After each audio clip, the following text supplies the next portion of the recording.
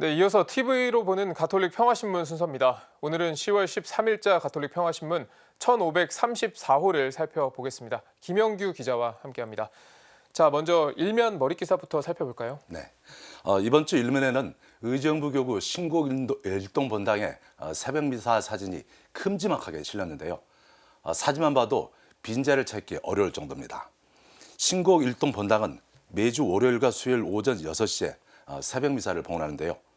평균 200명이 넘는 신자가 참여하고 있습니다. 새벽 미사에 참여하는 연령대도 다양합니다. 아이부터 청년과 직장인, 어르신까지 다양한 연령대의 신자들이 참여합니다. 3대가 함께 미사에 참여하는 가족도 3가족이나 됩니다. 이렇게 평일 새벽 미사에 신자들이 많이 참여하는 그 비결이 뭔가요? 궁금합니다. 네, 무엇보다 신기배 주임 신부의 영향이 주목받고 있는데요. 지난 2015년 9월 부임 후 첫 미사를 봉헌했는데 당시 15명이 참여했다고 합니다.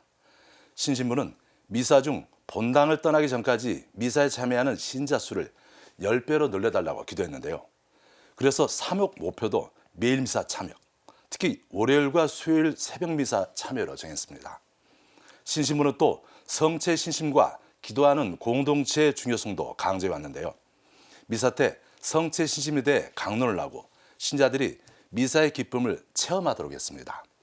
그 결과 새벽 미사에 참여하는 신자들에게도 많은 변화가 일어났는데요. 네. 신앙심뿐 아니라 사회생활도 긍정적으로 임하게 됐다는 반응이 잇따랐습니다. 그리고 의정부 교구장 이기헌 주교도 신곡 일동 본당을 찾았다면서요? 네. 신자들이 거룩한 미사로 하루를 시작한다는 소식이 의정부 교구장 이기헌 주교에게도 전달됐는데요. 이기헌 주교는 지난달 30일 신곡 일동 성당을 찾아서 새벽 미사를 봉헌하고 신자들을 격려했습니다. 이날 미사에는 무려 588명의 신자가 참여했습니다. 이기헌 주교는 감동적인 미사였다. 네. 큰 위로와 힘을 얻었다고 감사를 전했습니다. 자, 이어서 다음 기사로 넘어가 보죠. 네. 서울대교구 빈민사목위원회와 시민단체들이 주택임대차보호법 개정연대를 출범시켰네요. 네, 그렇습니다. 서울대교구 빈민사목위원회를 비롯한 100여 개 시민단체들은 지난 7일 국회에서 주택임대차보호법 개정연대 출범식을 열었는데요.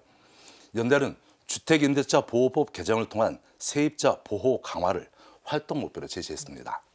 개정연대는 결의문을 통해 현 임대차보호법은 구조상 세입자들이 2년마다 이사와 전월세 인상 걱정을 하는 등 심각한 주거 분란을 겪을 수밖에 없다고 지적했습니다. 그러면서 독일과 프랑스, 미국, 일본 등 선진국에서는 전월세 인상률 상한제와 계약갱신 청구권 등을 도입해서 세입자 보호에 나서고 있다고 설명했습니다. 연대는 30년째 제자리인 주택임대차보호법이 이제는 바뀌어야 한다는 결의로 주거권 보장의 가치를 바로 세울 것이라고 다짐했습니다. 네. 서울대교구 빈민사목위원장 나승구 신부는 힘없이 집이 없어서 고통받는 이들에게 희망을 돌려줄 수 있도록 노력하자고 당부했습니다. 자, 그리고 앞서 20대 국회에서 사형 폐지 법안이 발의됐다는 소식 리포트로 전해드렸는데 네. 미국에서는 인디애나 주교단이 사형 집행 반대 성명을 발표했군요. 네, 그렇습니다. 미국 법무부는 지난 7월에 사형수 5명에 대한 사형 집행 결정을 발표했는데요. 형 집행은 오는 12월에서 내년 1월 사이에 이룰 예정입니다. 이에 대해 미국 인디애나 지역 주교들은 지난 4일 연방정부의 사형 집행 결정에 반대하는 성명을 발표했습니다. 주교들은 성명에서 16년 동안 멈춰온 사형을 다시 집행하는 것은 대단히 부당한 일이라며 모든 사형수를 무기징역으로 감형하기를 법무부에 요청했습니다. 또 가톨릭교회의 가르침을 언급하면서 모든 생명은 하느님의 선물이며 인간이라면 누구나 침해당할 수 없는 존엄성을 지니고 있다고 강조했습니다. 네. 특히 사형은 인간 존엄성에 대한 공격이고 사형으로 범죄 고리를 끊을 수 없다며 사형으로 범죄자와 악을 다스릴 수 없음을 분명히 했습니다. 주교들은 이어 사형제를 유지하고 있는 25개 주에서도 사형제도를 폐지하길 바란다고 덧붙였습니다. 그렇군요. 네, TV로 보는 가톨릭 평화신문 김영규 기자와 함께했습니다. 잘 들었습니다. 네.